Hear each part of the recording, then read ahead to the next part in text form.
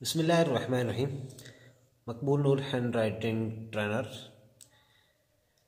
Student का सबसे बड़ा इशू होता है कि बहुत से क्वेश्चन भी होते हैं कि आया कि हम अभी इनिशियल स्टेज पे हैं, यानी अभी हमारी लिखाई दुरुस्त नहीं है, अच्छी नहीं है, बेहतर नहीं है, तो हम क्या करें। तो इसके लिए सबसे पहले स्टूडेंट को इस चीज़ का ख्याल रखना होगा कि आया कि हमें पेन कौन सा इस्तेमाल करना चाहिए जिससे हमारी हैंड राइटिंग बेहतर हो, हम अच्छा लिखना सीख सकें। देखें स्टूडेंट, ये जो मेरे पास ये आप देख सकते हैं, मैंने कट मार्कर के साथ लिखा हुआ है।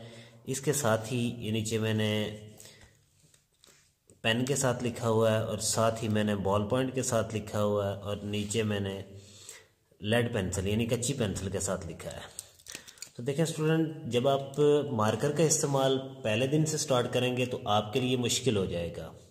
वो इसलिए कि मार्कर, चूँकि कट मार्कर का इस्तेमाल आपको की अभी ग्रिप नहीं होगी तो आप उसे एकदम से इस्तेमाल नहीं कर सकते।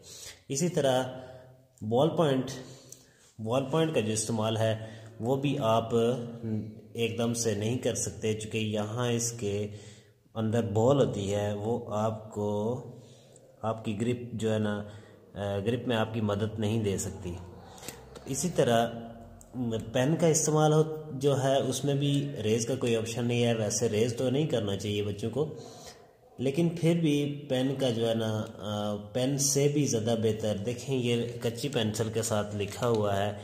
इसमें यह होगा कि आपकी ग्रिप रहेगी। सबसे पहले मैं आपको, आइए चलते हैं, मैं आपको आगे चल के स्टार्ट करके कच्ची पेंसिल के साथ लिखना सिखाता हूं, जिसमें आपकी ग्रिप भी रहेगी। और आप ऐसा कीजिएगा कि आइंदा जब स्टार्ट करें कहीं भी तो लिखना, तो वह कच्ची पेंसिल आपने इस्तेमाल करनी है जी।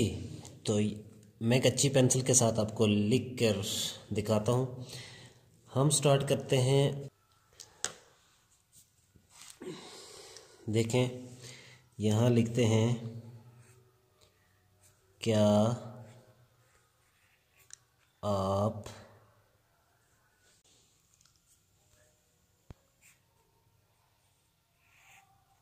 अपने बच्चों की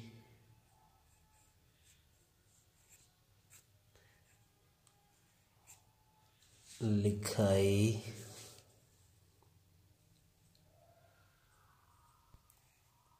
से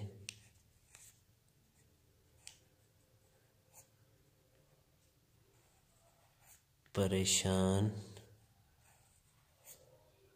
हैं जी। स्टूडेंट देखिए, मैं आपको डिटेल से समझाऊंगा। इस चैनल पे आप अगर नए हैं तो आप इसे सब्सक्राइब कर लें, और अगर आप हमारी ऑनलाइन या फिज़िकल ट्रेनिंग लेना चाहते हैं तो आप दिए गए नंबर पे आप हमसे कांटेक्ट कर सकते हैं। तो वीडियो अच्छी लगी हो तो वीडियो को लाइक कीजिएगा और